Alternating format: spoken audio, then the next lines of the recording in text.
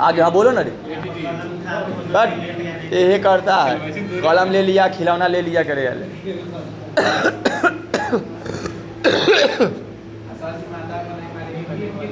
तो तू दे देता कहला हमारे लिए, तू तो दे से निकलत रहता है, नेता मटका तू दे देता है, पहले दे के तो भगाई रहता। आगे सुनो, वह बोली खा लूँगी, हाँ मेरे खाने की कौन बात है, किंतु चली गई।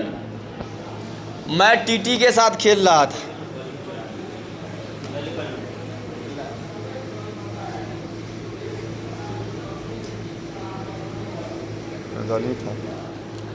मैं टीटी के को हाथ में लेकर झुलाने लगा, जिससे वह कुछ देर के लिए शांत हो गया। बउआ खिलाने आता तरह सके, लड़का लोग अधिकतर खिलाता है ना, तो वो बच्चा का और कनाइए देगा, क्या को अच्छा से पकड़े ना आता है, ज़्यादा हल्के हल्के झुलावे के बाद जोर से झुला देता है, दोनों रख के झुला देता है।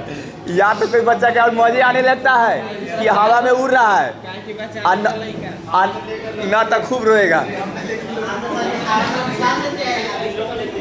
हाँ कहीं ऊपर उड़ते रह गया था। आगे देखो, फिर कहते हैं दूर शायद अस्पताल से 3 खड़के। अब देखो बार बार टाइम के बताएगा, 3 खड़के हैं मतलब 3 बज गया है। एकाएक मैं चौंका और मैंने सुना मालती वही आगे में बैठी और अपने आप की एक लंबी सी थकी हुई सांस के साथ कह रही है 3 बज गए, ठीक ना। तो जब घंटी बजता है 3 का, तब मालती को लगता है कि लंबी सांस लेती है कि 3, आप बोलती है, कहती है बार बार कि चलो 3 बज गए, यानी कि उसका एगो काम निपट गया। कौन काम?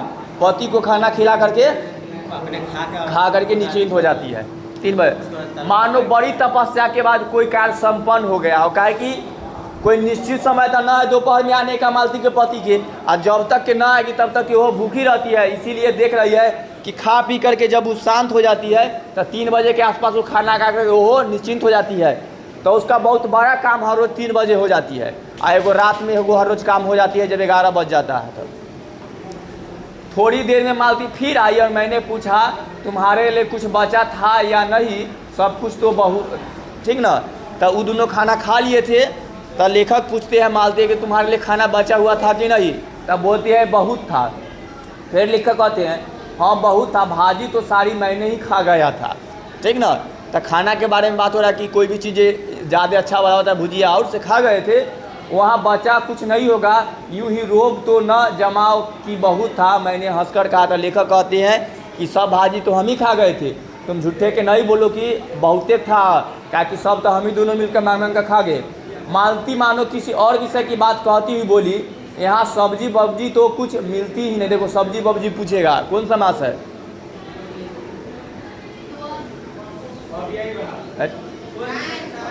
वहाँ है सर, मुड़ी गोते ले रहो ना, आप भी हम बोलते हैं इधर। देखो लिखल है सब्जी वब्जी, आ ये वाला लिखल था द्वंद में, दाल रोटी आए द्वंद में है रे, एगो के बाद एगो दूसरा, हाँ योजक चिन्ह लगल है। आ सब्जी वब्जी है कि सब्जी दूसरा शब्द है, वब्जी दूसरा शब्द हुआ। अभी द्वंद वाला में था, उसमें था जैसे ना कहता है कोई चीज़ है तो का उल्टा पुल्टा करके बोलने लगता है, वो सब दोनों के अथी करेगा, लेकिन खाली सब्जी वब्जी कर दिया गया, ठीक ना। तो कोई ऐसे स्पेशल वब्जी के लिए ना, जैसे और चीज़ कहता है हाँ मस्टरवा उस्टरवा, तो वो है सब्जी वब्जी। आए बाजार उजार है, अब तो कितना पकड़ या ना गया, यही सब शब्द है। खाना पीना वही सब, पानी ऊनी, हाँ देखो अब तो सबके समझ में आने लगा। अब तो सीधा हो जाओ आगे पढ़ते तो समझ ना गया। तो ये सब द्वंद समास है। अगर जे चीज चैप्टर में यूज हुआ है ना, वही हिंदी व्याकरण में बार बार पूछ ले रहता है, हम कह देते हैं। आगे सुनो, काहे के देखो उसका घर पहाड़ी इलाका में है, ऊपर में है, तो कोई एक घर में है ना कि सब्जी बाजार से लाने जाए, तो इसीलिए कहती है कि यहाँ पर सब्जी उब्जी तो रहबे नहीं करता है, कुछ होता ही नहीं है। कोई आता जाता है तो नीचे से मंगा लेते हैं, कुछ आए 15 दिन हो गए हैं, यानी कि उसके घर में हरा सब्जी जीवे होता है वो नहीं रहता है।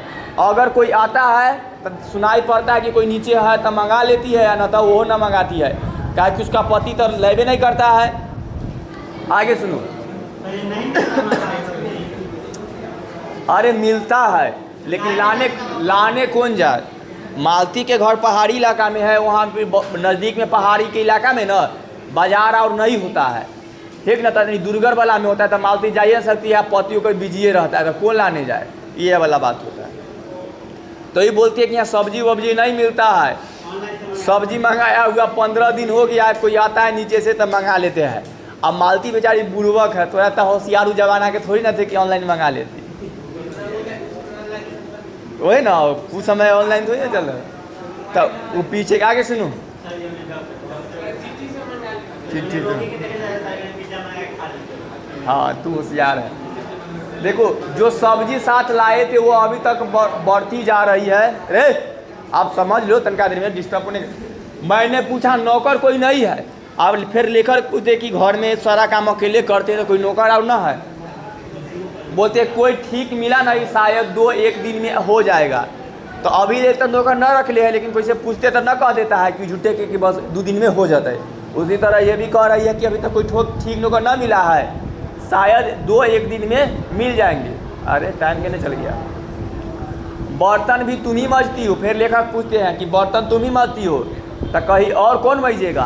कहकर मालती क्षण भर आंगन में जाकर लौट आई और मैंने पूछा कहाँ गई थी, तो आज पानी ही नहीं आई है, बर्तन कैसे माजेंगे।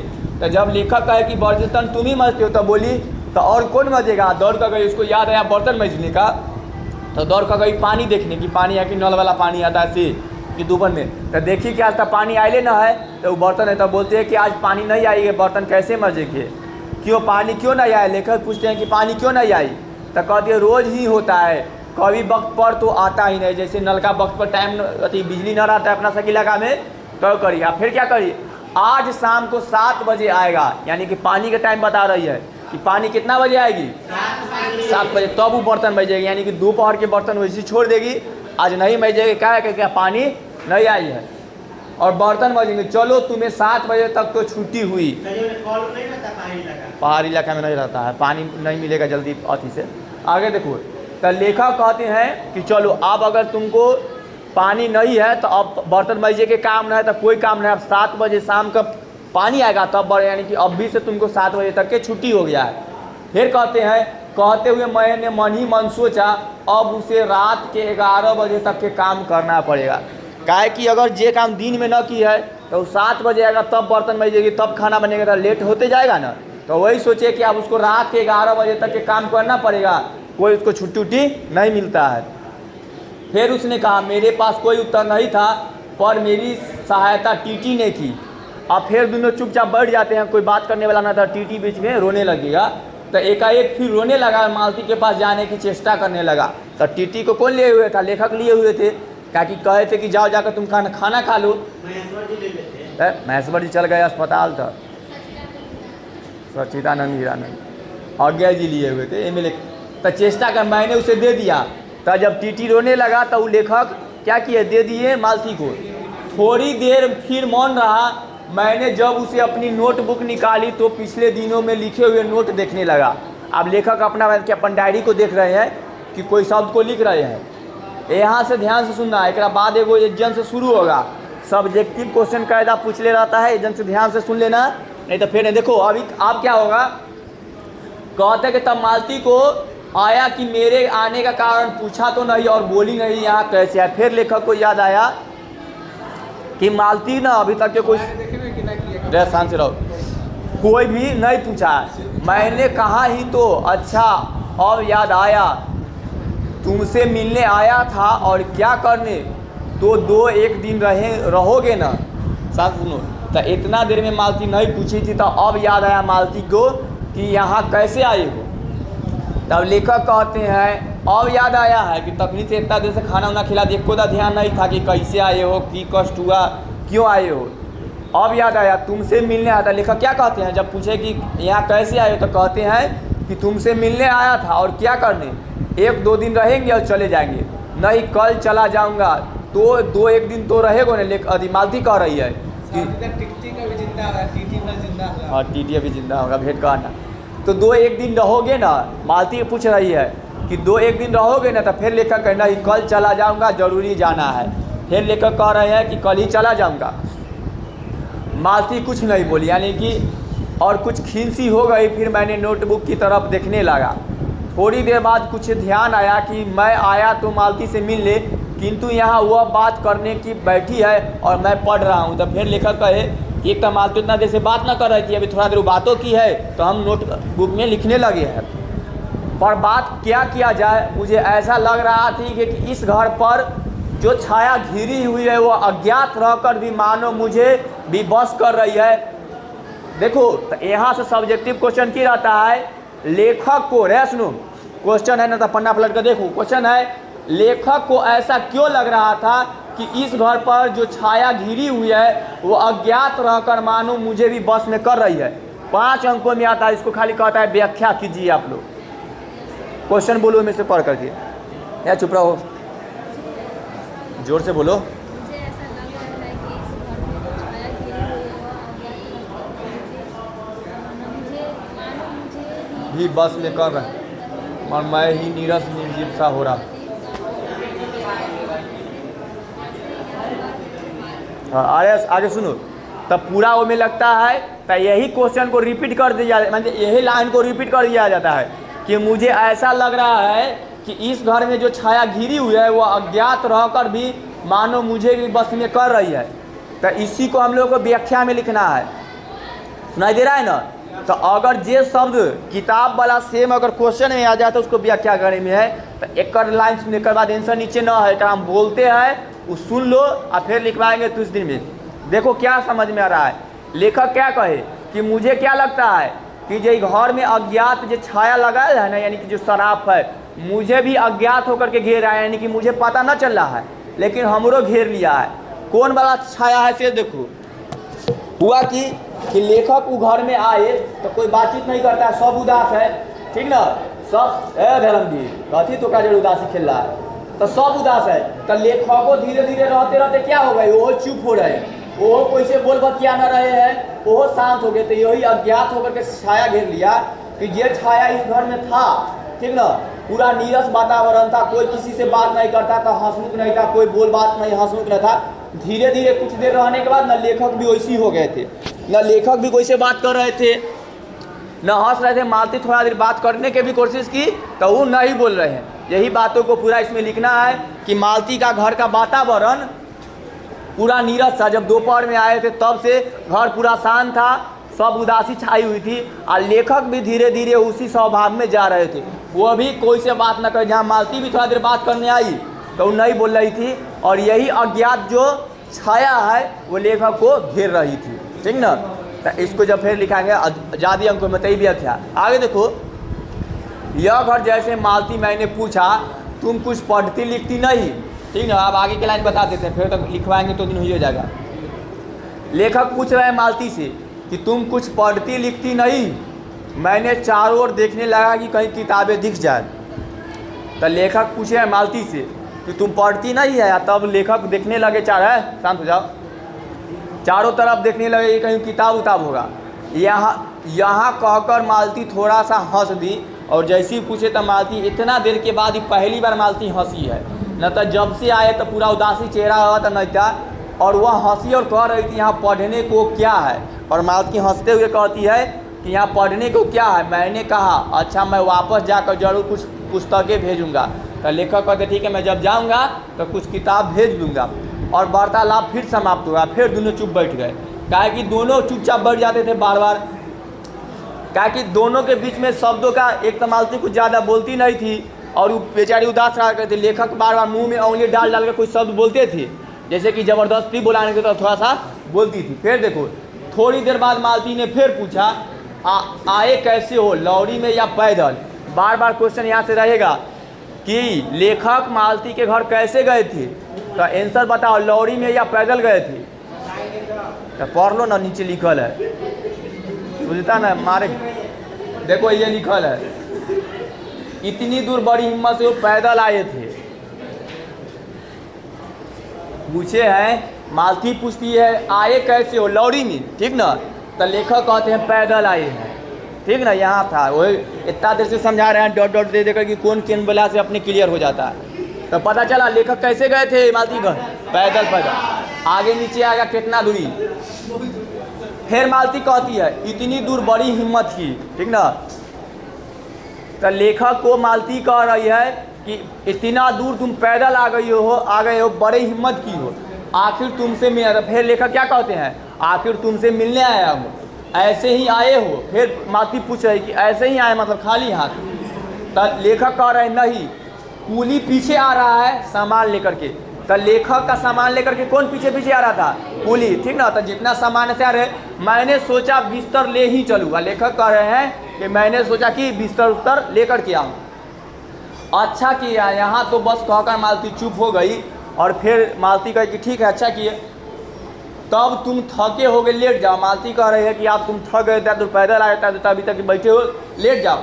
नहीं बिल्कुल नहीं थका। फिर लेखक कहते हैं नहीं बिल्कुल नहीं थका हूँ, रहने भी दो, थके नहीं भला थके, ठीक ना। मालती फिर कहते हैं कि रहने भी दो, कैसे नहीं थके होगे, तुम तो जरूर थके हुए होगे।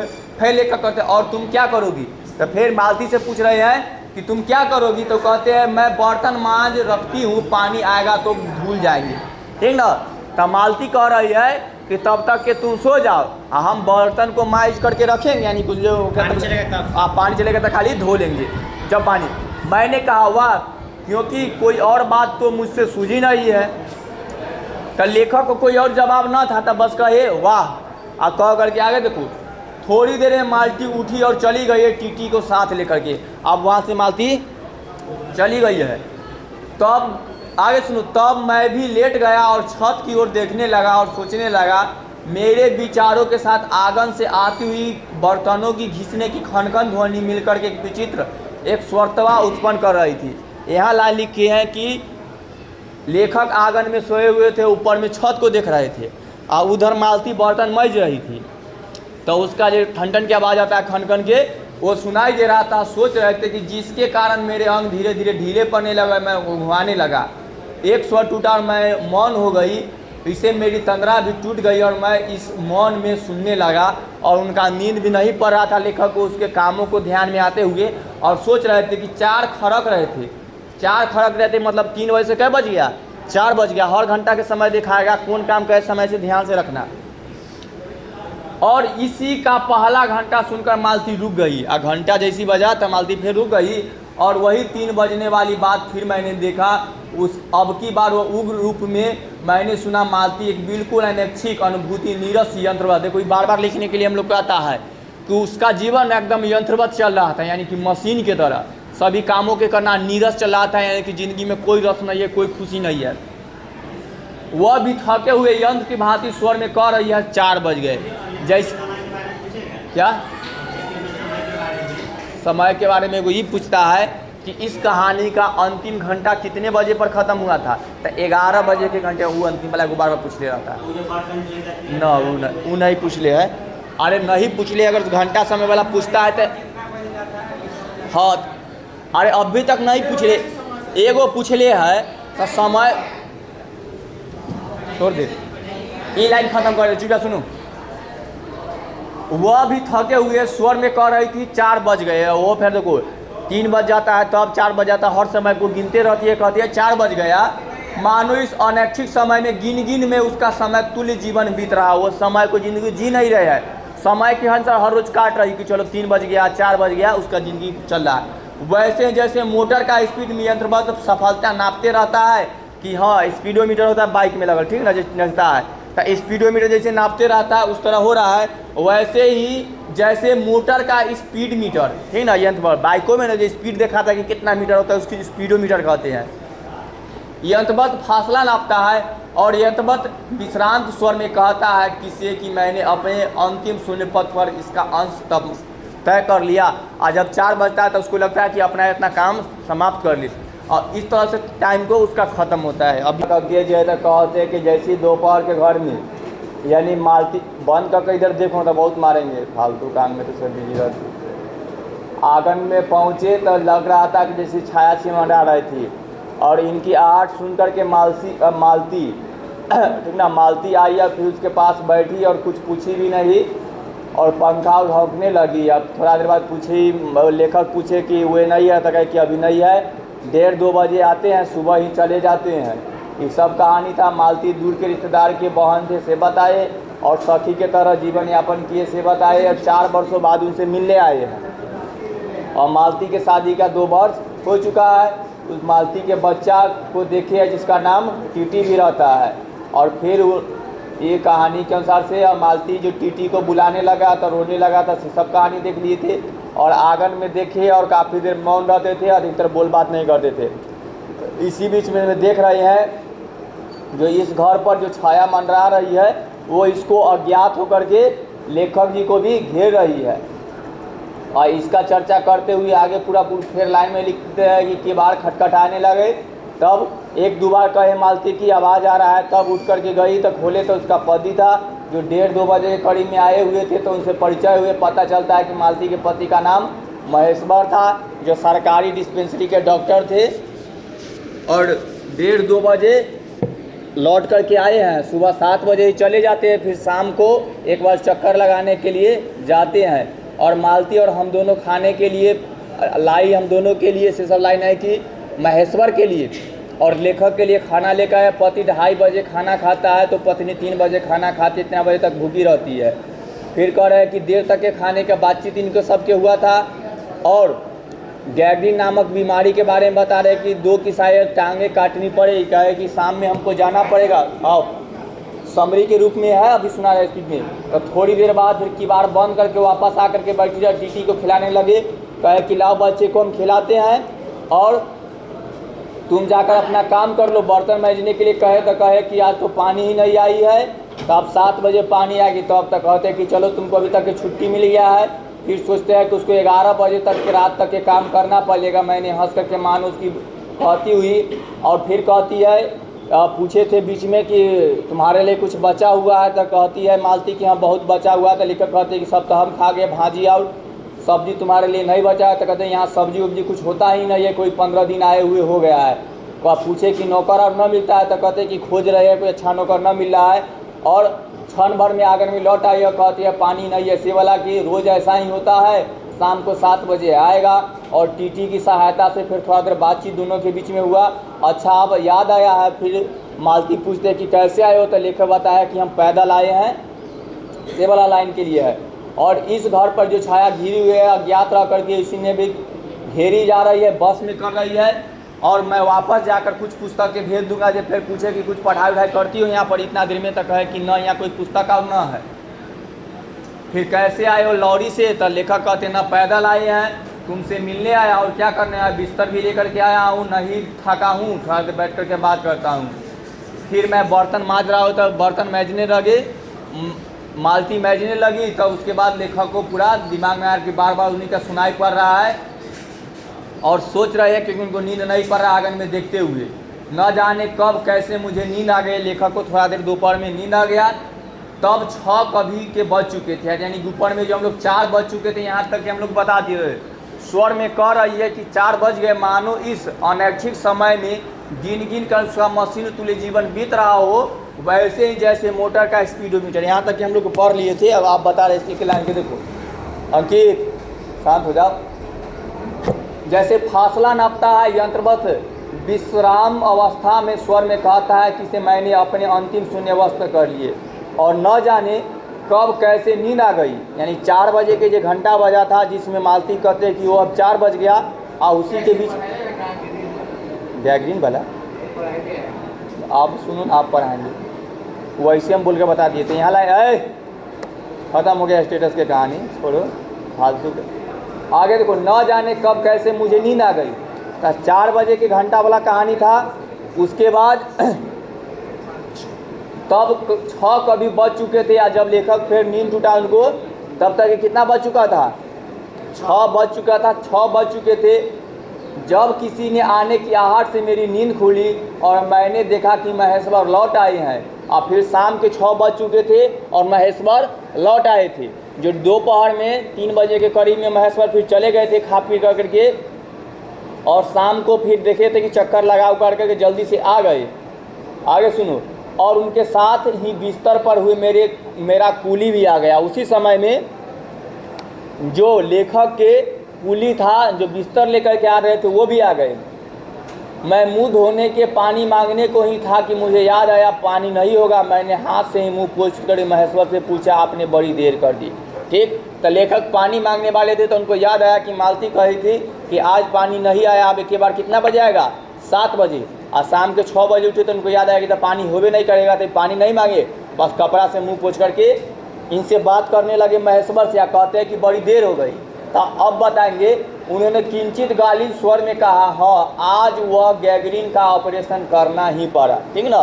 तब वो बताते हैं कि जिस व्यक्ति को गैंग्रीन हो चुका था उसको ध्यान ना है की दिक्कत, तो गैंग्रीन नामक जो बीमारी था उसको ऑपरेशन करना पड़ा।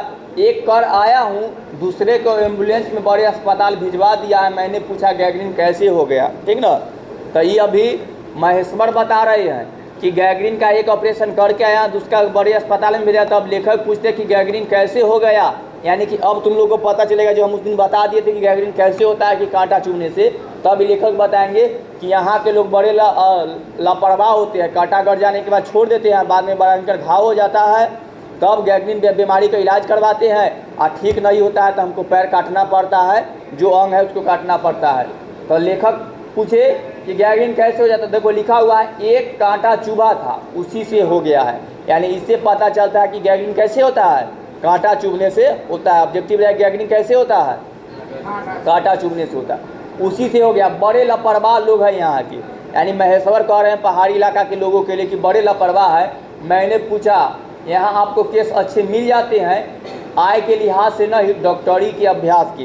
तो इतना दूर कहानी खत्म हो गया कि गैंग्रीन कैसे होता है, तो कांटा चुभने से। उसके बाद फिर लेखक पूछ रहा है कि आपको यहाँ अच्छे केस मिल जाते हैं। इनका मतलब कि आपको यहाँ पर ही कोई भी बीमारी को इलाज करने के लिए कहा कि स्पेशल गैंग्रीन नामक इलाज करते थे तो वो मैं लगा दिए है। कोई पूछता है कि आपका कोचिंग क्लास अच्छा चल रहा है, इसका मतलब उसका पूछने का अर्थ होता है कि आमदनी कैसन हो रहा है। तो ये भी वो पूछ रहे हैं कि आपका केस अच्छे मिल जाते हैं, लेकिन वो अपने पहले लगा दिए कि हमरा पूछे के मतलब कमैनी ना है, हमरा बस आय के लिहाज से न पूछ रहे हैं, हम बस पूछ रहे हैं कि आपका अभ्यास कैसा चल रहा है। क्या कि कोई भी व्यक्ति जे काम जितना करता है उन्हें उतना अच्छा हो जाता है, तो बस अभ्यास के इलाज से पूछ रहे हैं। फिर बोले हाँ मिल ही जाते हैं, यही एक दूसरे चौथे दिन एक केस आ जाता है नीचे बड़े अस्पताल में। ठीक, तब फिर महेश्वर कहते हैं, अरे शांत से रह जा। महेश्वर कह रहे हैं कि हम मिल जाते हैं, हर दूसरे चौथे दिन एगो गैंग्रीन का केस आ जाता है ऑपरेशन। जब भी ऑपरेशन होगा तो अच्छा इलाज होगा, अच्छा पैसा मिलेगा। और अस्पताल मालती आंगन से सुन रही थी। ठीक ना। आप तनका देर बाद मालती की आवाज़ सुनाई देगा कि से मजाक करते हुए भी बोलेगी, चाहे जो भी तंग कसते हुए अपने पति के बारे में। अब आ गई और मालती आ करके बोलते हैं, हाँ केस बनाते देर कहाँ लगती है। मालती कह रही है, जैसी कहते हैं महेश्वर कि केस 1-2 दिन बाद मिल ही जाता है, तो कहती कि जैसे ही कांटा चुभा इस पर टांग काटनी पड़े। तो मालती कह रही है कि डॉक्टरों का क्या है अपने पति के बारे में, कि उनको केस बनाने में कोई देर थोड़ी ना लगता है। जैसे ही किसी को कांटा चुभा बस टांग काट दो, यही उनका काम है। इससे केस बन गया। जैसे अभी कोई थोड़ा सा बीमारी होगा, 6-7 को सुई या इतना दवाई दे देता है डॉक्टर लोग, उसका दवाई भी का कमैनी हो जाता है। उसी तरह इन पर ही कह रहे हैं। अब मालती कह रही है कि केस बनाते देर कहाँ लगती है, कांटा चुभा टांगे काट दो, यही तो कोई डॉक्टरी है। हर किसी को टांग काट दो, किसी का बाँह काट दो, इसी का नाम तो अच्छा अभ्यास है। तब मालती बस अपने पति के बारे में कह रही कि इसी को कहते हैं कि अच्छा अभ्यास है, इलाज है कि कोई के कांटा चुभा बस टांगे काट दो। आगे महेश्वर हंसने लगा, यानी कि मजाक कर रही थी मालती। तब और बोले न काटे तो उसकी जान गंवाए। तब महेश्वर कह रहे हैं कि अगर उसके टांगों को न काटेंगे तो गैंग्रीन खतरनाक है, फैलते चला जाएगा तो उसका जान गंवा देगा। फिर मालती बोलती है, हाँ पहले तो दुनिया में कांटे ही नहीं होते थे, यानी कि कह रहे हैं कि अभी नया को गैंग्रीन नामक हो गया जो टांगे, पहले भी तक कांटा होता था, लोगों को गड़ता था और ठीक ठाक हो जाता था। तो पहले तो दुनिया में कांटे ही नहीं होते थे, आज तो सुना ही नहीं था कि कांटों के चुभने से लोग मर जाते हैं। और मालती कह रहे कि आज तक तो हम सुनबे नहीं किए हैं कि कांटा चुभने से लोगों के मौत हो जाते हैं। महेश्वर ने उत्तर दिया और मुस्करा दिए। मालती मेरी ओर देख करके बोली, ऐसे ही होते हैं डॉक्टर सरकारी अस्पताल के, न क्या परवाह है।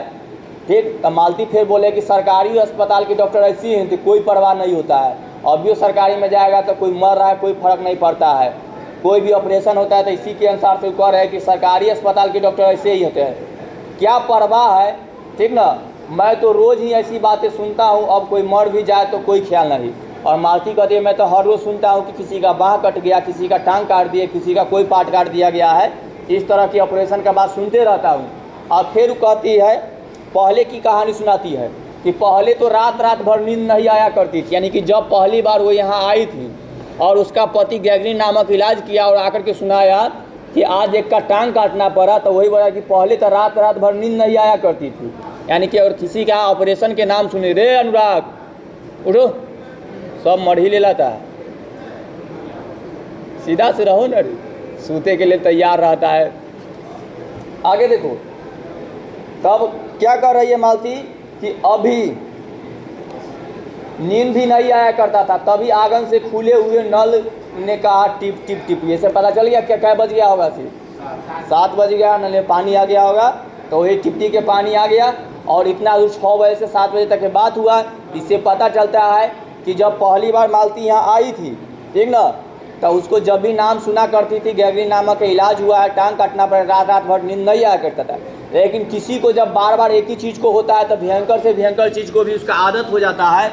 जैसे कोई नया बच्चा है, उसको डॉक्टरी सीखने जाता है तो एगो सुइया देते हुए से भी डर लगता है।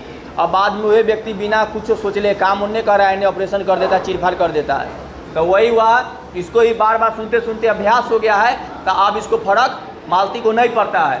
अब टिप टिप पानी आ गया, मालती ने कहा पानी आ गया, उठ करके चली गई। खन शब्द में उसने हमने जाना बर्तन धोने जाने लगी है। और इससे लेखक को पता चलता है कि पानी आ गया, तो पानी आ गई, चली गई और वो बर्तन धोने लगी। टीटी महेश्वर की टांगों के सहारे खड़ा होकर देख रहा है, यानी कि टीटी अब बच्चे को खिला रहा है, यानी कि खिला रहा है, अपना इधर उधर कर रहा है। और उसके टांगों के सहारे होकर के टीटी उठ रहा है और उठ रहा। तब एकाएक उन्हें छोड़ करके मालती को खिसकता हुआ चला। बच्चा देखता तनी मनी तनका देर 5 मिनट खेलेगा, उसके बाद माँ की तरफ भागने लगता है। तो चला, महेश्वर ने कहा उधर मत जा, और उसे गोद में उठा लिया। और फिर महेश्वर बच्चा को पकड़ के ले आया, इधर खिलाने लगा। वह मचलने और चिल्ला चिल्ला करके रोने लगा। अब बच्चा को माँ की तरफ न जाने दो तो हल्ला करने लगता है, तो वो भी क्या करने लगा, चिल्लाने लगा। महेश्वर बोले अब रो रो कर सो जाएगा तभी घर में चैन पड़ेगी। तो अधिकतर के रात के हालत यही बच्चा के पता रहबे करता है कि रात के जैसी समय होगा तो अधिकतर जब रो रो करके हालत परेशान कैले है तो रोते रोते सो जाएगा, घर शांत। तो महेश्वर कह रहे हैं कि अब ऐसी चिल्लाते चिल्लाते सो जाएगा, घर शांत हो जाएगा। मैंने पूछा आप लोग भीतर ही सोते हैं, गर्मी तो बहुत होती होगी। गर्मी के समय अब भी है, कहानी भी उसी अनुसार से बता रहे हैं। क्या पूछ रहे हैं लेखक कि आप घर के अंदर सोते हैं कि बाहर? अंदर। तो वो कह रहे हैं कि होने के तो मच्छर बहुत होते हैं, पर लोहे की पलंग उठाकर बाहर कौन लेकर आएगा, अब कि नीचे जाएंगे, ठीक ना। तो लेखक पूछे हैं कि आप घर के अंदर सोते हैं कि बाहर? तो महेश्वर कह रहे हैं कि घर के अंदर सोते हैं, बाहर कौन लेकर के आएगा, मच्छर तो बहुत होता है। क्या क्या लोहा के पलंग ना होता? तो हमको नहीं पता है, हमू नहीं देखे। आप स्टील वाला पलंग ना देखा थे, बहुत चमकता, ओकरे लोहा कहता होगा, वही तो है के होता होगा। चलो पढ़ लो ना, कहानी में आम के मिली। अच्छा वो जमाना ही दोनों फेटा गया होगा, अरे लोहा के रहता होगा। आगे देखो, अब नीचे जाएंगे तो चरपाई ले आएंगे, ठीक ना। तो महेश्वर कह रहे हैं कि नीचे वाला इलाका बाजार में जाएंगे तो चारपाई खरीद कर लेकर आएंगे ताकि उसको इधर उधर उठाने में आसानी होता है। आगे सुनो, चारपाई आएगा, फिर कुछ रुक कर के बोले अच्छा तो बाहर ही सोएंगे, आपके मन का इतना लाभ भी होगा। फिर वो सोचे कि समझ गए कि लेखक बाहर सोना चाहते गर्मी के लिए, ठीक ना। टीटी अभी तक रोता ही जा रहा था, महेश्वर ने उसे एक पलंग पर बैठा दिया और पलंग के बाहर खींचने लगा, ठीक ना। अभी देखो बच्चा गिर जाएगा, उसके अनुसार से कहानी सुनो। टीटी को पलंग पर बैठा दिया गया, मैं मदद करता हूँ लेखक का है, और दूसरी ओर से पलंग उठा करके निकलवा दिए और दोनों मिलकर के पलंग को निकलवा लिए हैं। सब करके ये लक्षण है, मैं तो बैठा बैठा करके केस बना देती। आगे देखो, अब हम तीनों महेश्वर, टीटी और मैं पलंग पर बैठ गए। वार्तालाप की उपयुक्त विषय पर न पाकर किसी काम को छुपाने के लिए टीटी से खेलने लगे। अब देखो तीनों पलंग पर बाहर बैठे हुए, पलंग को बाहर निकाल लिए हैं, काहे कि इस बार लेखक आ गए हैं एगो कर कुटुम्ब, तो वो बाहर करने वाले हैं। तो पलंग पर 3 व्यक्ति बैठे हुए हैं, एगो तो टीटी हो गया, एगो महेश्वर और एक लेखक। अब दोनों के बीच में नया कुटुम्ब थे तो बात करने के लिए कोई ऐसा बात ना था, तो दोनों टीटी से खेल रहे हैं। बाहर आकर वह कुछ चुप हो गया। अब टीटी के बारे में बात हो रही है कि बाहर आकर कुछ देर चुप था, किंतु बीच बीच में मैं एकाएक कोई भूल सा कर्तव्य याद करके रो उठता था और अचानक खेलते कि तू सकेला रो रही है, अचानक खेलते खेलते टीटी रो बैठता था, एकदम चुप हो जाता था। और कभी कभी हम हंस पड़ते थे या महेश्वर उसके बारे में कुछ बातें कह देता था और महेश्वर कह देता था कि लड़का बड़ा शैतान है, तुरंत रोता है, मम्मी के बिना न रहता है। सब बात मालती बर्तन धो चुकी थी, देखो इतना देर में मालती बर्तन को धो ली थी। फोटो बना जा गया क्या? हाँ, कॉल में नल वाला देखा है, पहले के एगो कई वाला था, ओकरा न पैक कर दू आ कॉल को पूरा चला देता था, नल खोलो तो वैसे आराम से गिरते रहता था वैसा। क्या हाँ, अगला सुनू, आगे सुनी लाइन। वह आंगन में एक रसोई की छप्पर, क्या है, छप्पर की ओर चली। तब महेश्वर ने कहा थोड़ा सा आम लाया हूँ, वो भी धो लेना। यहाँ से रहता है महेश्वर कौन सा फल लेकर आया था? आम। आम लेकर कौन आया था?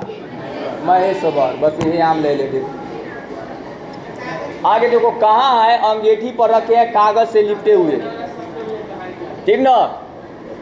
मालती पूछती है कि कहाँ है, तो कह रहे कि अंगीठी पर है और कागज में लपेटा हुआ है। देख लो कागज, देख है माटी के घर से अंदर। तो यही आम है, तो वो में पानी ना है, छोटा तो नहीं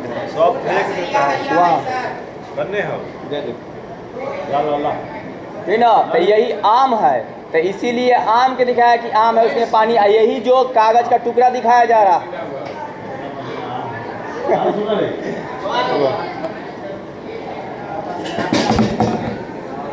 ठीक। तो यहाँ से जब क्वेश्चन रहे कि महेश्वर क्या लेकर आया था, ये वाला है कि महेश्वर कौन सा फल लेकर आया था? आम। और आम लेकर कौन आया था? महेश्वर, ठीक ना। ये जो कागज के टुकड़ा दिखा रहे हैं, अब कागज के टुकड़ा लेकर के पढ़ने लगेगी। मालती भीतर जाकर के आम उठाए और अपने आंचल में डाल लिए। तो आम को उठा करके आंचल में रख ली और कागज के जो टुकड़ा है उसको पढ़ने लगती है, जिससे कागज के लिपटे हुए थे, पुराने अखबार का टुकड़ा था। मालती चलती चलती संध्या के समय क्षीण प्रकाश में ही उसी को पढ़ती जा रही थी। वह नल के पास जाकर के खड़ी होकर उसे पढ़ती रही और जब दोनों ओर पढ़ चुकी थी तब लंबे सांस लेकर के उसको फेंक डाली, ठीक ना, और आम को धोने लगी। तो जब वो जो फटा हुआ टुकड़ा था उसको लेकर के पूरा पढ़ दिया, ठीक ना, दोनों तरफ से। उसे मुझे एक याद आया। अब पीछे के कहानी लेखक को याद आता है कि बहुत दिनों की बात है, जब वो अभी स्कूल में भर्ती हुई थी, तब हमारा सबसे बड़ा सुख, सबसे बड़ी विजय हमारी हाजिरी हो चुकने की थी। यानी कि अब लेखक बचपन के समय के कहानी याद करवा रहे हैं कि मालती और लेखक दोनों एक साथ जब स्कूल में उनका नाम लिखाया था, तो सबसे बड़ा सुख वही था कि बस स्कूल जाते थे। हाजिरी के मतलब समझ रहे, अटेंडेंस, कि बस अटेंडेंस बनवाते थे या खिड़की टूटा हुआ था वहाँ उछल करके भाग आते थे।